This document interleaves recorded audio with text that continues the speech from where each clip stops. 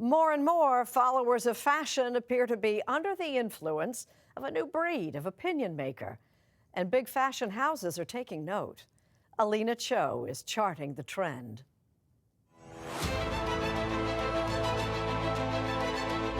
At this year's Oscar de la Renta fashion show, actress Dakota Fanning sat front row. So did Anna Wintour, Vogue magazine's indomitable editor-in-chief. But sitting just across the runway from Wintour, Tina Craig, part of a growing army of social media stars known as influencers. What do you do? What I do is I basically am just your friend next door. You're a girlfriend. I'm a girlfriend, but I have this access that you want. Access she's earned by amassing a huge online following where she's known as Bag Snob. What makes Tina Craig front row fashion royalty? Her candid, make or break handbag reviews. If I love something, I love it. If I don't, I tell you exactly why. You know, I think they don't call them influencers for nothing. Alex Bolin is the chief executive of Oscar de la Renta. It would not be an exaggeration to say that our handbag business has taken off through our engagement with the influencer community. Our production has doubled. Doubled. Tina Craig is part of the new fashion establishment. Internet celebrities who get paid, that's right, paid, for showing off what they wear and how they live. Craig and Brian Yambow, known to his fans as Brian Boy, were among the first influencers. Brian Boy is also among the most outrageous. Today's Casual Friday. As you can see, I'm very casual. It took time to get validation. You know, it was hard for me to get into the shows. I would often get rejected by houses when I would request them. Now, Brian Boy sits front and center. He got his first big break in 2008 when designer Marc Jacobs created this Brian Boy handbag. He emailed me and said, Brian, I'm going to name a bag after your honor. What did you think? I cried.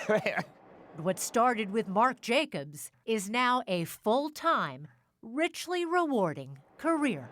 I work with Gucci, I work with Prada, I work with Calvin Klein. Is it safe to say high six figures? It's 6 figures, yes. Glamorous and cozy? And designer Michael Kors says they're not just peddling influence, they've become role models. It harkens back to the days of, back in old Hollywood when there were Screen magazines and people would look at them and say, oh, well, I have dark hair, I want to look like Ava Gardner. I think that influencers are that today. Not everyone agrees. These people aren't evil, they're not bad people, and many of them are talented as stylists or photographers, but... Jay Fielden, editor-in-chief of Esquire magazine, calls influencers paid promoters and says they lack the credibility, depth, and values of mainstream journalists. They don't even know what a standard is. And I know this is a very negative view, but it's because I believe so wholeheartedly in what it is that magazines have represented culturally in America and what they still do. So what is it that they do that influencers do not? They tell stories. I usually love sparkly backdrops because... But influencers argue they too tell stories. Before I put my foundation on... Beauty influencer Desi Perkins. Perkins started as a freelance makeup artist. 5 years ago, she casually began posting makeup tutorials on YouTube. The videos went viral. She's so popular, she now has an agent. Ladies and gents, this is where all the magic happens. And has turned an extra bedroom into a makeshift Hollywood studio. Before, if you wanted to get your foot in the door somewhere, you had to know somebody. We have this screen right here. And now you're at home with the camera. Estee Lauder, the beauty behemoth, took notice. They've paid Perkins to appear in videos and promote products on Instagram. You could call executive John Dempsey a satisfied customer. People show the money when they see the results, and there's no question that you and people like you are the new media stars. You're gonna make me cry here on camera. Is it safe to say 30% of your ad budget goes toward it? 50%? You're in the zone.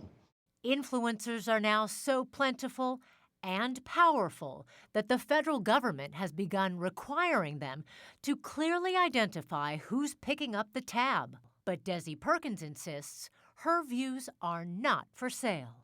I always have them send me product so that I can try it out before I say yes to the partnership, because if I hate something, I'm not going to tell people I love something. Maybe, maybe not. You decide. Whatever the case, Adweek magazine says by the end of the decade, influencer marketing will be a $10 billion industry. You have big dreams. Yeah. What are they? I want to have an empire. I want to find the next step of creating something big for myself.